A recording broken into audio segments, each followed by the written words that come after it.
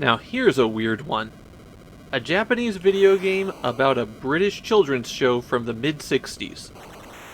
I can't say I have any nostalgia or fondness for Thunderbirds.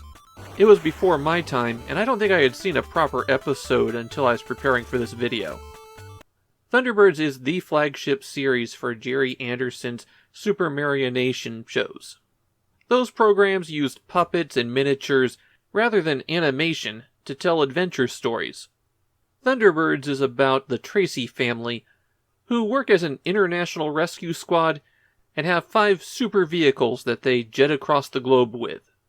Although the show only had a brief run, it was hugely influential, and apparently it remained very popular in Japan well into the 80s. There was even a cartoon directly inspired by it that was picked up and dubbed into being a Thunderbirds sequel. I've got one nice thing to say about the Famicom Thunderbirds game going in. I think they do a pretty good job with the presentation, like the extended launch sequences for all the vehicles, and the posing and animation of the figures in the cutscenes really replicates the look and feel of the television show. Regardless of anything else, this feels like it is supposed to be a Thunderbirds game, not just something they had sitting around and decided to put the license on. The game is a shoot-'em-up where you have to stop the evil Hood, the Yellow Peril villain from the television show. For some reason he decided to announce his evil plans to the Thunderbirds, although it will take him 60 days to put those plans into effect. The team has to search the globe for the methods to stop him. The way that this works is that you're given your choice of stages. There's 3 paths of 3 stages each, and once you clear all of those, there's a final stage. The game is a shoot-'em-up, which really makes your goal just to endure the whole level. You can collide with terrain in Thunderbirds, but only some stages have terrain that you can collide with, and some of the terrain you can destroy by shooting it. You can drive 4 different craft in the game, and which one you're using depends on which stage you're on. They also have different equipment depending on the level, though really the difference is the shape of the bullet that comes out.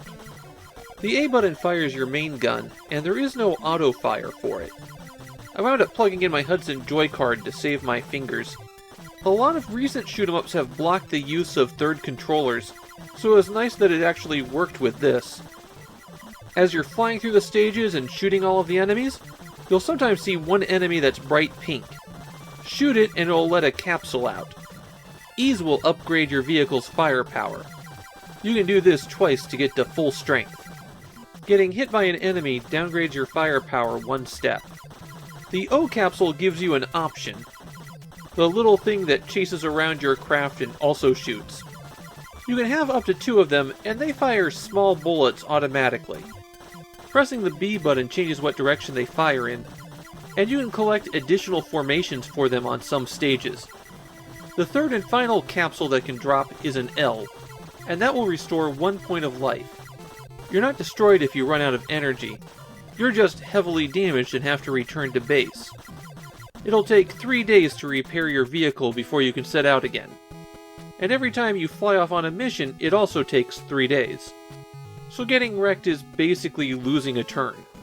The game gives you a password in between stages, so you can always pick up where you left off, although it is possible to wind up in a state where you can't win.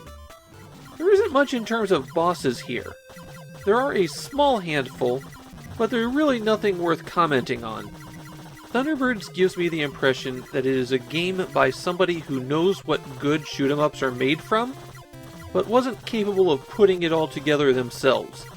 Like having the options in different configurable positions is a really fun idea, except the attacks from the options are so weak that they're ineffective. Every enemy takes multiple hits to destroy, so the slow rate of fire from them means you have to concentrate your fire, and those options are just too slow for that. Your vehicles are also huge, and the hitbox isn't exactly clear. That's annoying with enemy craft and bullets, it's worse with the terrain. And there's some points where it's really rough to tell where you can fly and where you're going to run into something. And despite giving them all different graphics, there really isn't much difference between how any of the weapons perform. It's not a strongly bad game, it's just mediocre. Really, the best part about Thunderbirds are those cutscenes. It seems like all of the effort went into doing those rather than making the shooting fun.